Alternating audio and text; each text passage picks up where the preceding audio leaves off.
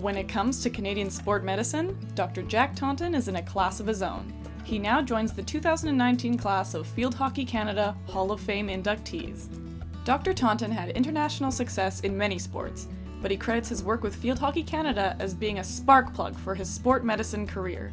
But really, field hockey started me on my sports medicine career. That year, I did the World Championships with field hockey. I went to the World's Aquatic Swim Championships in an outdoor meet in Berlin, and I went to the World Student Games in Mexico City.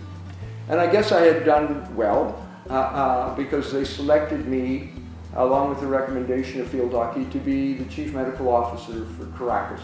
Dr. Taunton worked with men's and women's national teams for the better part of 30 years. He looks back fondly, highlighting moments that drove his career and passion for sport medicine, specifically identifying the 1983 Women's World Championships in Malaysia. But to get to 84, there was another World Championships. And that was 83. That team is going to be inducted. Tremendous, tremendous athletes, but in just a horrendous environment in terms of the heat and humidity. And so we had 4 at halftime on IVs, we had 3 leading into the overtime. It was double overtime to strokes. A couple of them needed IVs. I was running out of IVs. I had my medical bag and another bag just with intravenous fluids. And thanks to the Canadian Embassy, they helped me get what I needed. Because of that, and because of the innovation the physio made, I made, the coaches made, I ended up getting a reputation of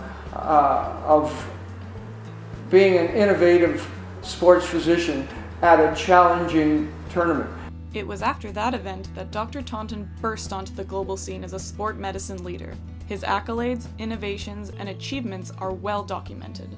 He is a co-founder of the Alan McGavin Sports Medical Clinic as well as SportMed BC. He co-founded the Vancouver Sunrun and was a chief medical officer for several Olympic Games, including Vancouver 2010. I got selected as the chief medical officer for 2010, 4.5 years. We had H1N1, that consumed half my budget, most of my budget, so I had to raise $7.2 million myself of everything that was in the 2 10,000 square foot medical clinics and polyclinics. It's like everything I took with me with field hockey. One of our rooms was like a pharmacy, and I'd go out and beg, borrow, and steal from all the pharmacists and the supplies that we needed, and they knew I would do everything to get it because they didn't have a big budget. At the end of the day, we hospitalized 14 people, and everything else, I had selected people that we could do them, just like we did with Jumbo's finger. You learn how to be self-sufficient. Much of his young sport medical career was spent dashing up and down the sidelines at field hockey tournaments, chipping ice, repairing broken bones, you name it.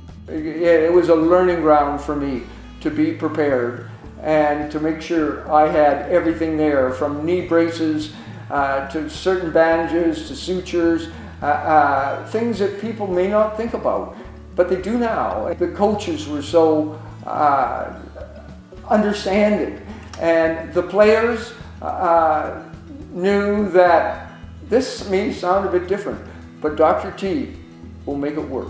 Reflecting on his career, Dr. T said that his time representing Field Hockey Canada grounded him as a doctor and will always have a special place in his heart.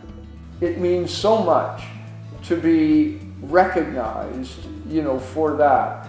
And again, it's not that I'm the best at all. It's just that I will do everything I possibly can to be the best. In my case, there was nobody doing my job, and they needed somebody, and I fit the bill somehow, and it's been a tremendous journey. An innovator, an industry leader, and a dedicated field hockey community member. Congratulations to Dr. Jack Taunton on his induction into the Field Hockey Canada Hall of Fame.